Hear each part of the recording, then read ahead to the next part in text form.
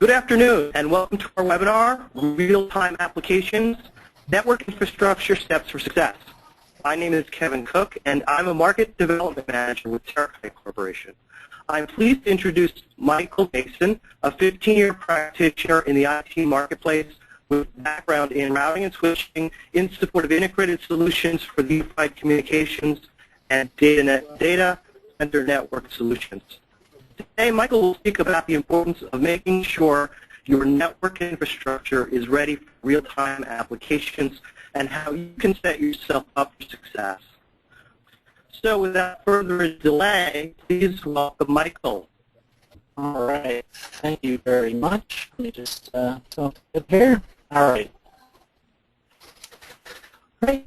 Well, as Kevin said, my name is Michael Mason, and I am a solution center engineer, which basically means for a living I essentially do proof of concepts, primarily on networking equipment, test out new features, show off new features, and new integrations between products. So all day, every day, that's the kind of thing I'm doing.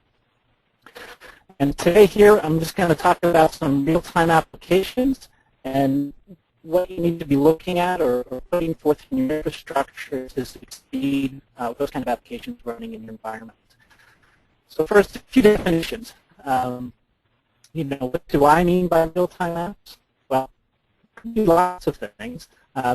Very simply, I'm going to speak to voice over IP and video, okay? Video conferencing, real-time video exchange. Real-time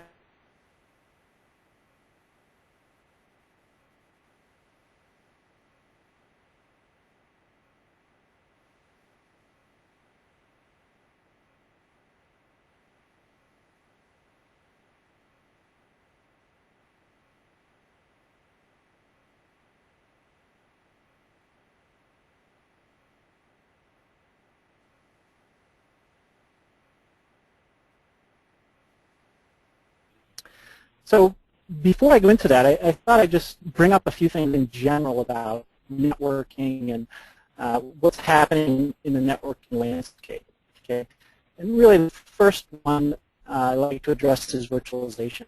Okay, so as people virtualize their applications on servers, it sort of alters the way the network looks.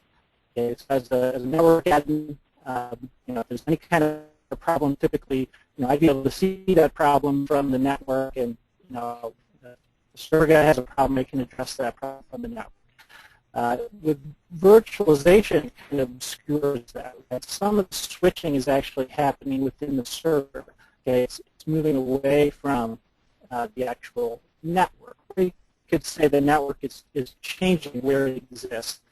So that brings up a couple of different things about how you think about the network. Okay, it changes maybe roles, who the network admin is, how they communicate with server admins, and maybe how can the network admin better understand virtualization. So virtualization definitely affects the network and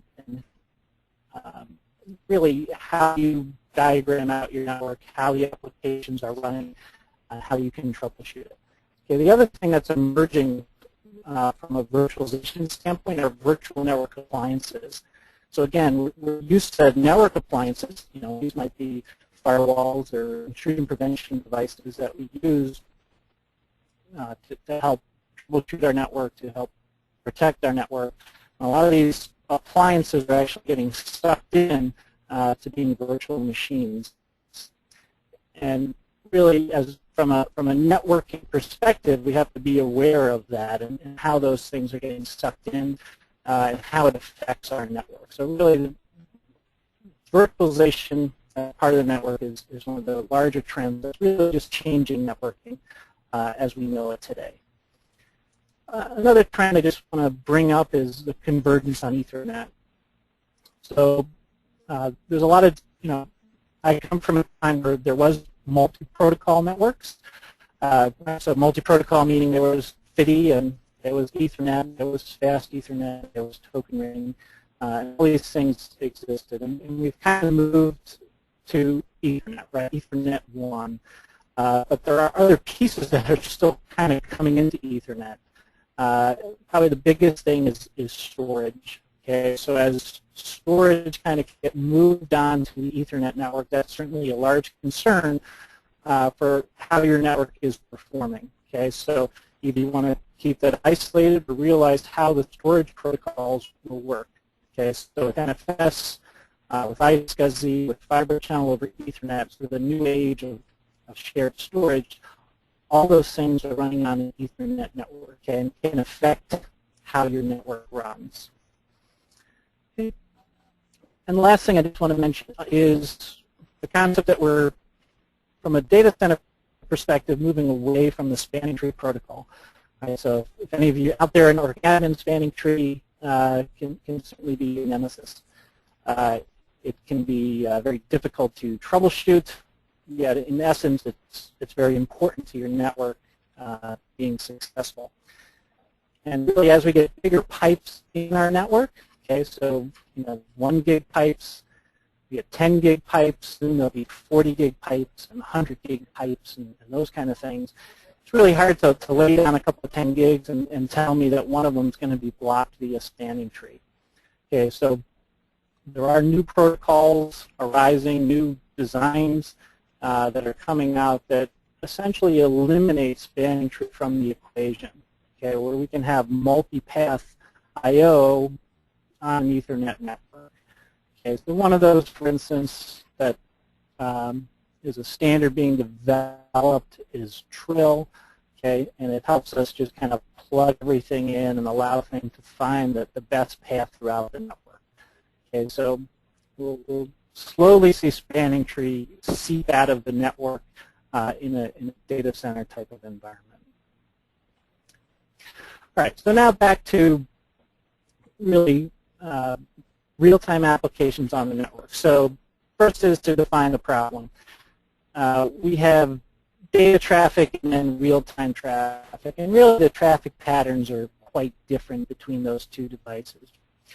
Okay, data traffic can definitely be bursty, can be changing all the time, and really is built very well to handle the delay and the pauses that exist in a network as there's congestion within the network. If I'm downloading a file, it really doesn't matter if it gets there in 20 seconds or 25 seconds. Okay, so the TCP traffic can resend if we lose things. Okay, so data traffic can handle everything that's put forward. Real-time traffic clearly would be different, right? It's just as you want to hear what someone's saying, if you want to see what someone's doing in voice and video, okay, you don't want to miss pieces of what they're doing. Okay, so if my voice breaks up or if my video is scrambled, okay, those are things that I'm going to notice right away, okay, and likely I'm going to complain about that, right? So there's a heightened sense of expectations when we're dealing with real-time traffic. Okay, so as someone running a network, we need to be able to deliver on those expectations, or people will lose confidence in using those protocols. Okay. The other part of it, besides expectations, is scale.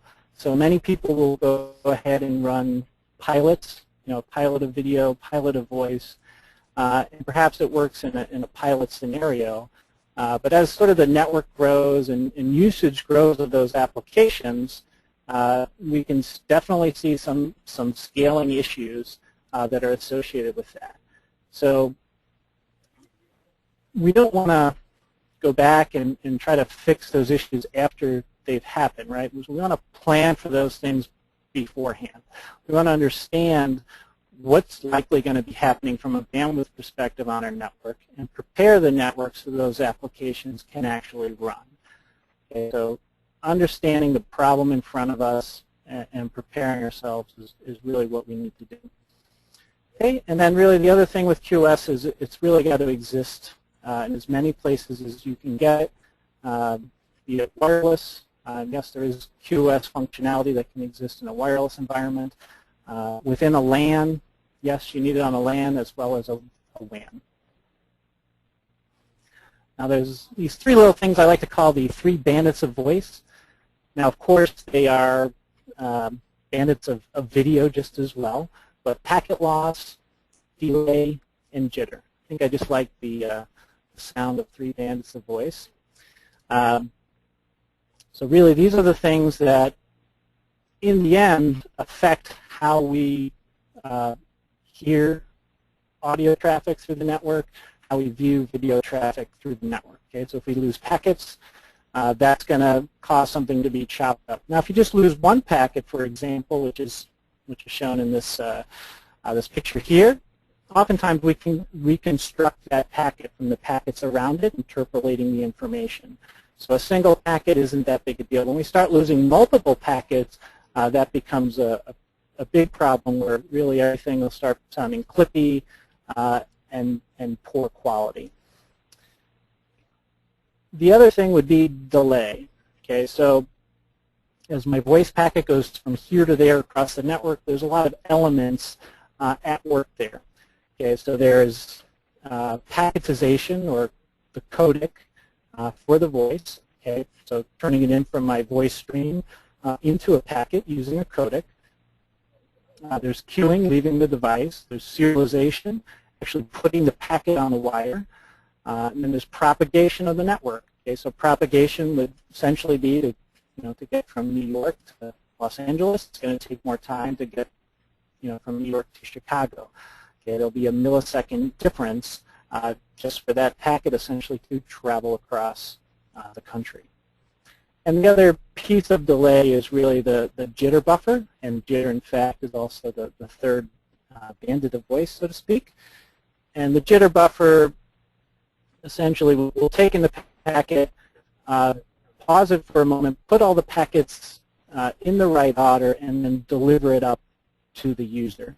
Okay, so it's a receive side buffer that really removes any kind of delay from the packets, or delay variation, I should say, from the packets as they're delivered.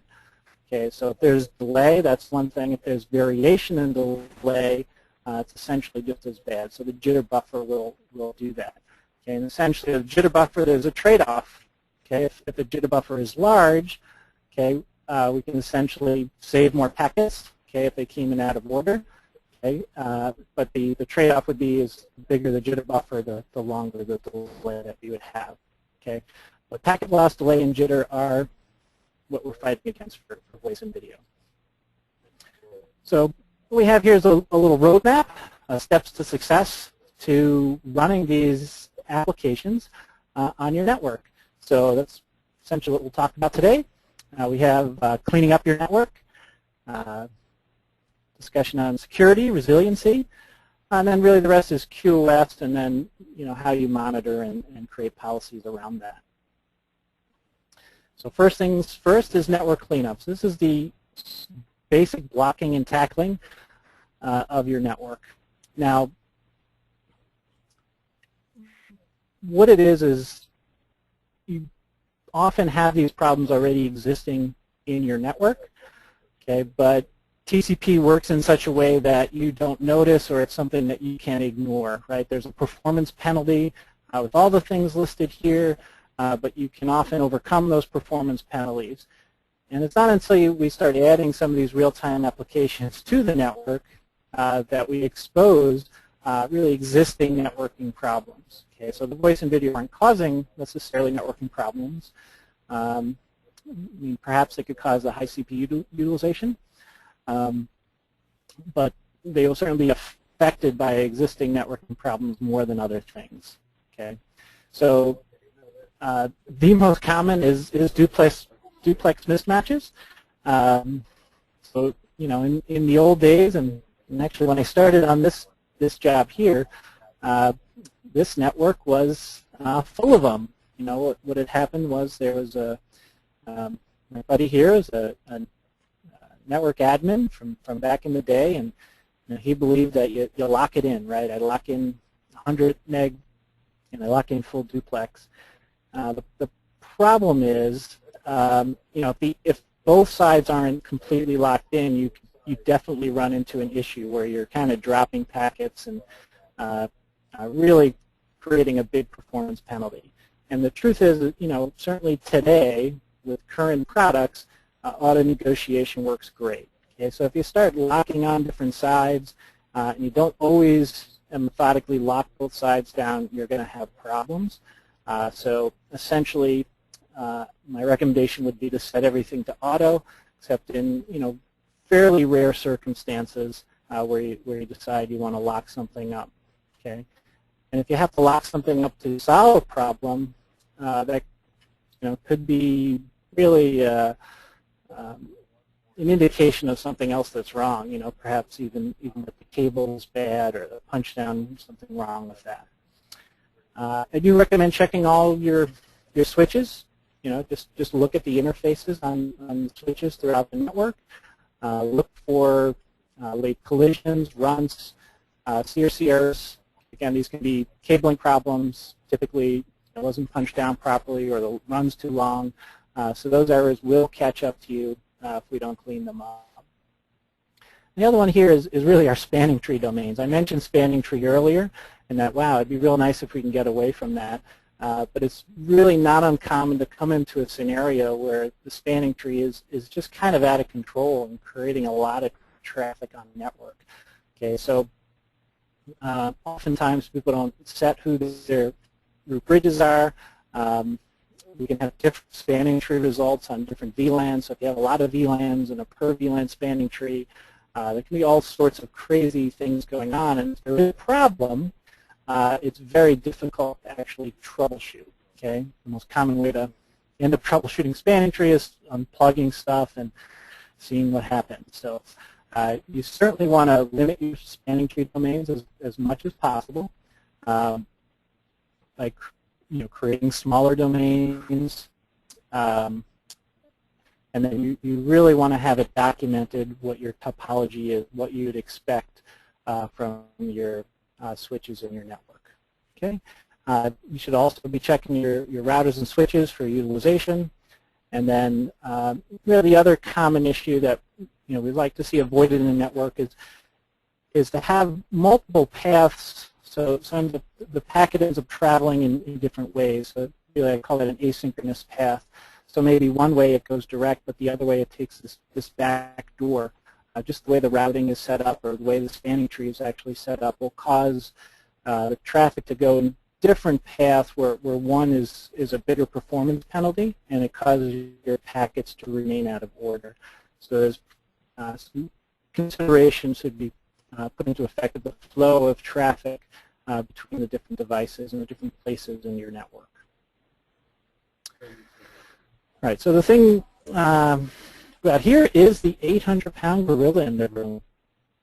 So what we're talking about here is security.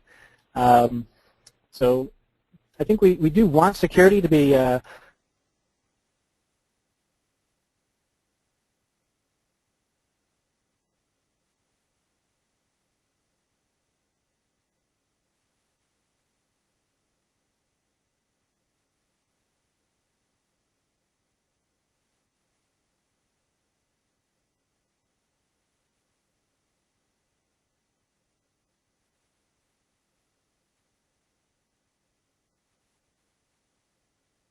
product, right? Where I have a firewall that protects me from the outside world. Everything's about protecting me, from this and that. And really here we're calling for some pervasive security. So security on your switches and your routers, different things that you can do there to lock those things down. And really we want it to be proactive. Okay, so if we're adding our security after the fact, right, when something bad has happened just to solve that problem, right, if we're being reactive, that doesn't help instill anybody's confidence in the system if your voice system is down or the video system doesn't work. Okay, so we want to be proactive about security. We want to be alerted of things that are happening. Okay, and we want to, before the really bad stuff happens, and then we want to have security throughout our network. Okay, so the most common thing that I'll see is we have switches. Oftentimes switches can even support security. we're talking about simple things where people are either spoofing or can create denial of service attacks. If we just implement some of the features that are available on our switches, okay, we can actually curtail most of these types of attacks. So really design and just deploying features that exist are the things that can stop most of the attacks. Okay. Now in the end with security, the real goal is to keep our application available, right, for voice and video. We want the voice to always work, we want the video to work. Okay. Now out of all these attacks that I have kind of listed on the left side here, we can address some of these. I mean, one, certainly eavesdropping, right? If we're using a converged network, the possibility would exist that somebody could see your packets, that someone could listen to your packets, that someone could hear your phone calls. Okay, that would be a real possibility. Or they can see what number you're dialing, those kind of things, if they have some way to snag packets off of that switch. So certainly one of the things to consider is encrypting, encrypting and authenticating so that only certain devices are allowed to make phone calls, and then when they do, that traffic is actually encrypted so someone can't use a tool to go ahead and replay back somebody's phone call. Okay, so we encrypt that traffic.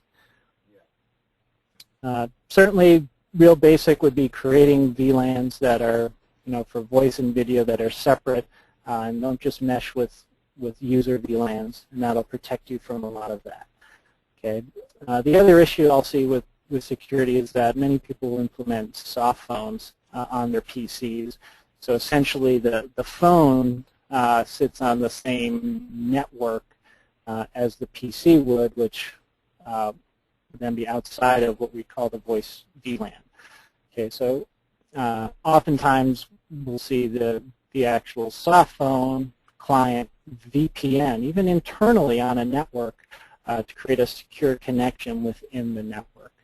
Okay, so all these things depend on your environment. But you want to implement as many of these things as you can to protect the applications and make sure that they run successfully.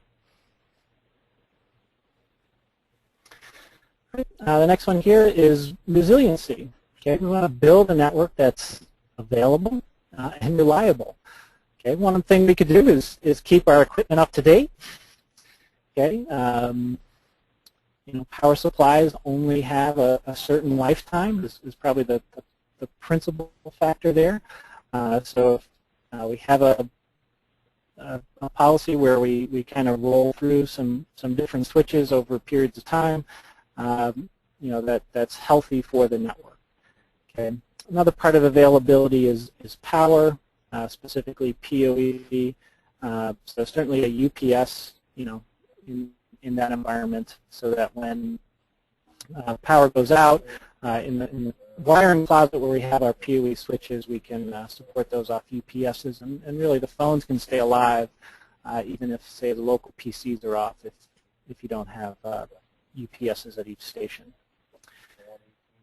The other part of resiliency is failure recovery. So you certainly want to have multiple paths throughout your network and redundant components, meaning multiple routers, let's say running a VRRP or an HSRP protocol, so if one router were to fail, the other router can take over. And we certainly want to use a convergent protocol that will work quickly. Okay, so traditional spanning tree, for instance, took quite some time, so let's say a minute to converge. Okay, so there are newer standards for spanning tree that will converge much quicker. We're talking about in the 1 second or sub 1 second range for spanning tree. Okay, a routing protocol such as OSPF and ERP will converge much faster than something like RIP will. Okay, so it's really not acceptable to use a routing protocol like RIP to provide our redundancy. Okay, personally, I don't like RIP either way. So, how do we converge?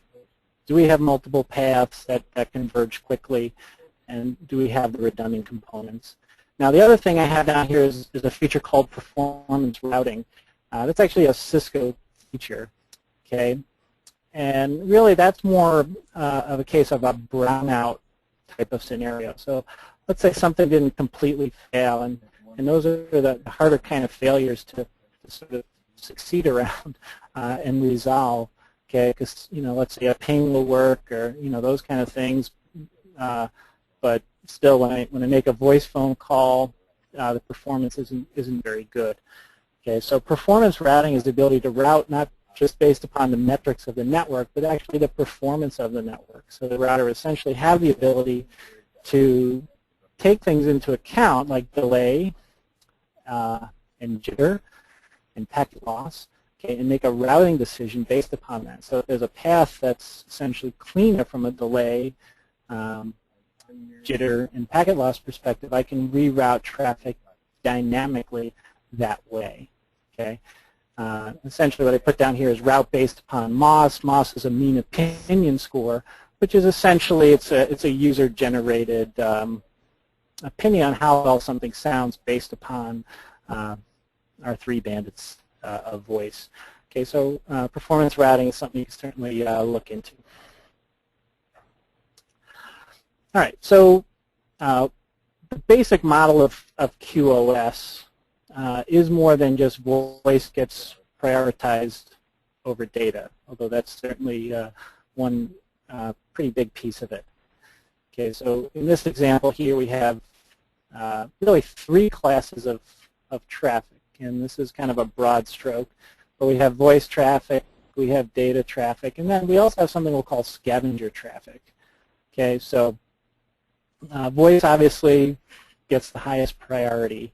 Okay, and then data would get what we call best effort. Okay, but there are some things we want to give less than best effort to. Okay, and you can probably think of lots of things, but things that can potentially consume a lot of bandwidth. Typically, they're not business orientated, but maybe you don't want to out and out just block access to it. Okay, something like a YouTube might be a great example of that. We filter YouTube down into a scavenger class. So essentially, we haven't actually denied our users YouTube at that point, right? They can still, you know, view this or that video on an ad hoc basis, but we're not going to give them great performance. So if too many people start using it, you know, it'll be something where it doesn't work well enough for them to continue that practice. Okay, so you're essentially discouraging the practice by putting it in the scavenger class. Okay. So we're still serving it, but we're really just giving it the bottom of the barrel usage, less than best effort. Okay, so we're going to protect the good, we're going to punish the bad. Okay, so punishing the bad and limiting those things really help everything else work much better. Can I go through that? Yeah. All right, so overall, when we're performing quality of service on a network, these are the pieces that we really go through. So number one is we really have the ability to classify the traffic or mark it or color it, whatever term we want to use. We need to identify the traffic, and typically we want to identify it as soon as it comes into the network with a certain value, and then throughout the network we can treat it differently based on that value. The other mechanisms really are, one is policing, okay, which we call rate limiting, conforming. Okay, are you conforming to the limit that I'm giving you? You can only use, say, 10 megs of bandwidth. Okay, after 10 meg of bandwidth, something changes. Okay, I'm either going to drop those packets or I'm going to change your classification, maybe the scavenger class, so that you get a different performance level at a certain point. So policing is really a nice mechanism so that one particular application or one particular user, however you end up using it, doesn't absorb really more than their fair share. Scheduling would be another piece, okay, which essentially is queuing and dropping. Okay, so actually dropping packets can actually be healthy for your network. You just want to drop the right packets. Because the truth is that packets will drop in the network if things get congested either way.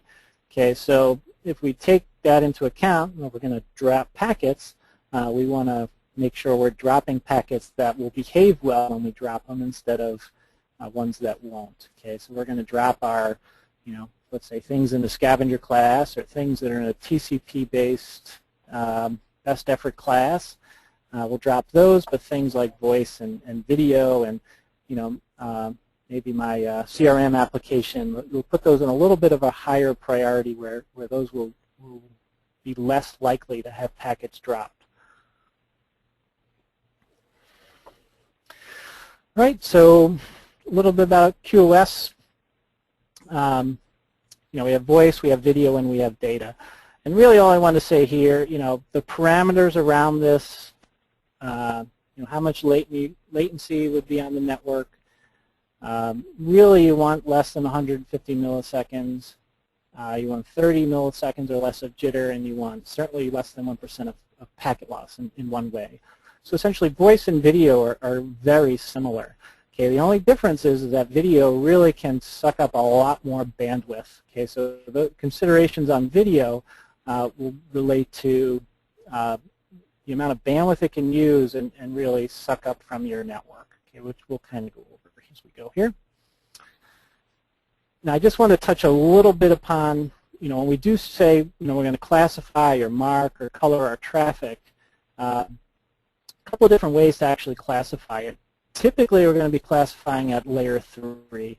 Okay, there are layer 2 classifications. It has some limitations. Obviously it's only good on the layer 2 link, and it's not a natural extension of an Ethernet packet, a layer 2 classification. It's only in Ethernet packets that are actually what I call a trunk, an 802.1q/p. So only when they have that header on can you actually do class of service in an Ethernet. So that's not always there on every packet.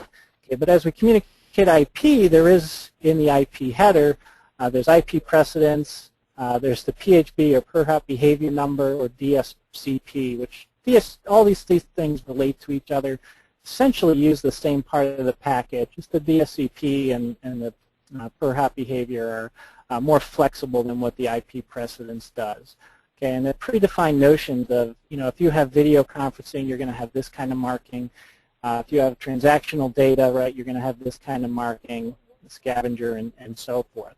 So these are just standard markings that you can use in your network. Of course, you can mark it whatever way you want, and then you can define how those markings get treated.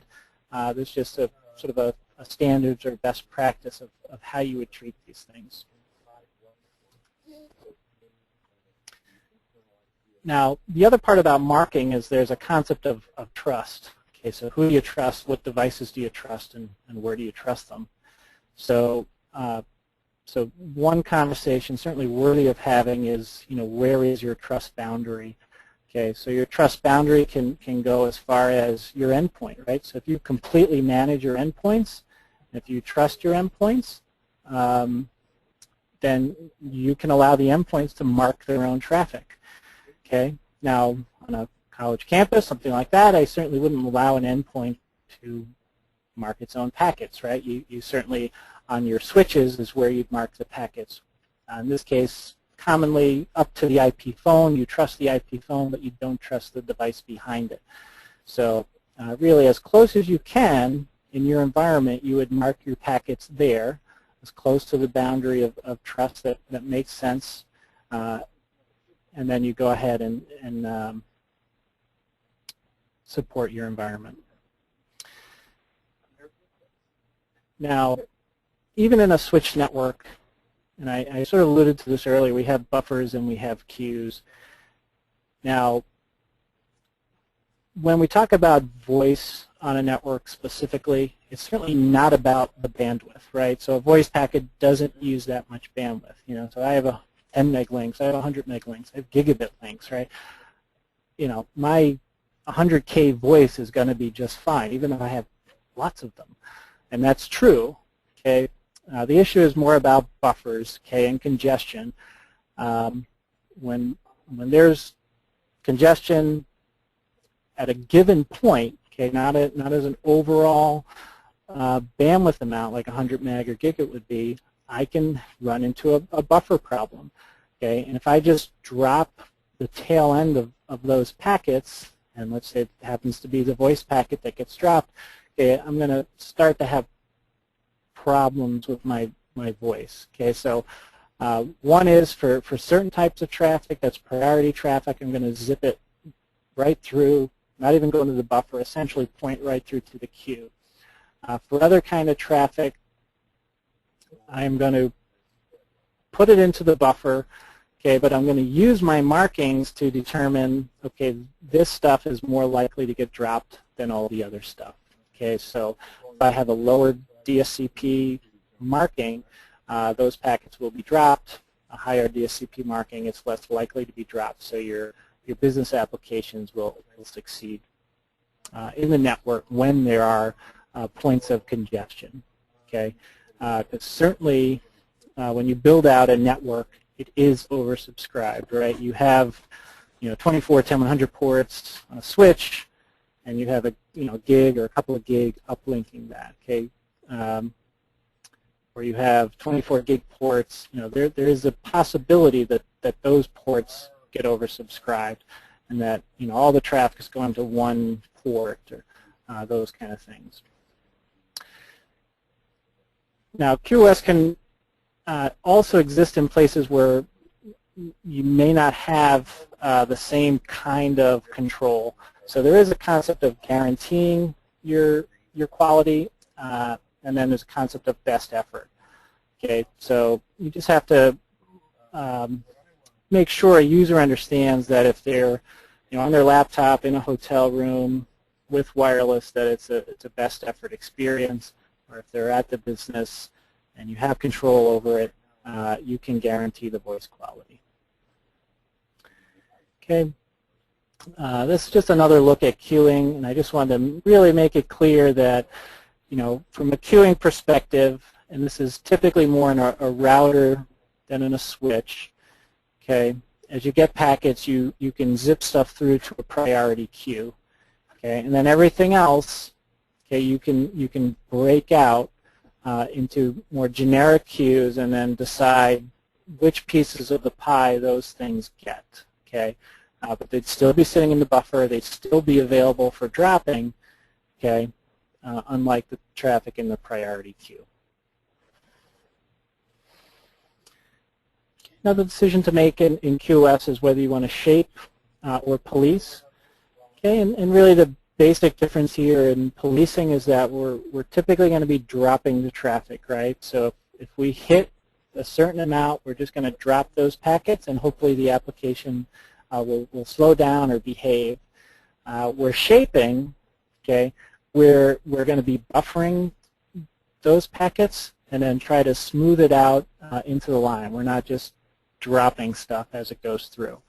And shaping is actually quite important, especially when you have, for instance, a head-end site that has a very fast link, and then you have remote sites that have much slower links. Okay, so if my head site has a DS3, 45 megs, and I have a remote site with a T1, I don't want to try to throw out that much traffic to that site that only has a T1. Okay, so I want to shape that traffic to that remote site properly. Another consideration, and this really relates to the bandwidth on the WAN, is admission control. Okay, if we look at a traditional phone system, we did just have certain amount of trunks that we actually purchased going between, let's say, the PBX and the global phone system. Okay, and if you used up all your trunks and someone tried to make a call, that call would be rejected. Now, really, you need to plan out your WAN bandwidth the same way. Okay, if you're calling using voice or video over the WAN, okay, there's only so much bandwidth that's going to be there. Okay, and you would need to reject calls that don't fit into that grouping. Okay, so if you only allocate enough bandwidth on the WAN for 2 phone calls, if a third phone call tries to go over, okay, it's in the best interest of all phone calls to not allow that phone call to proceed, or to proceed through a different path throughout your network. Okay, so you do want to have call admission control. You do want to reject calls on paths because if we allow this call through and the bandwidth really isn't there, all 3 phone calls are going to sound poor. So in the end, as you decide on bandwidth and your network, you need to break it up. Okay, we can't give all our bandwidth to voice and video, right? It's great, it's super stuff, but we really want to limit the amount of that. And then that also relates to, you know, as they go through priority queues and things like that throughout the network, okay, we want to limit the amount of traffic that stuff will eat up so it can still be successful. Okay, so as we break up, and again, this is just a suggestion, but a pretty good one, I think, is, you know, our real-time traffic should be no more than a third on anywhere. So if we're going to limit the bandwidth on that, we want to represent only a third of that bandwidth for voice and video calls, say over a WAN link or even over LAN links. And then on the other spectrum of that, our bulk traffic, our scavenger traffic, right, at bottom of the barrel stuff, we'll limit that to 5% of the bandwidth that we have available. Okay. And really, if you divvy out the bandwidth in such a way, okay, the idea is you're gonna protect the applications really from each other, okay, from something using up everything and making something else unusable, okay.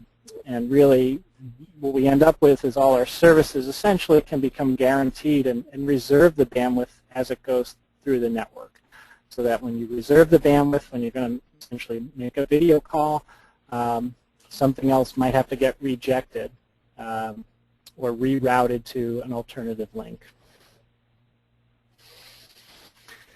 Okay, mostly for reference here, but just so we know, again, voice is not using up a lot of bandwidth. Okay, the N number here on an Ethernet line, one codec will use about 87 kilobits per second. And the tighter codec, which we'll typically use over WANs, is 31 kilobits per second. Okay, so it's not, in and of itself, it's today not typically a huge concern. So it is more about buffers and delays and things like that for voice. Now, video is definitely a little bit different. And I brought up this to try to just talk about the difference between voice and video. But the video packets can really be so much larger that it can really potentially cause some different kind of problems. And you don't want to always put video at the highest priority for traffic because of this.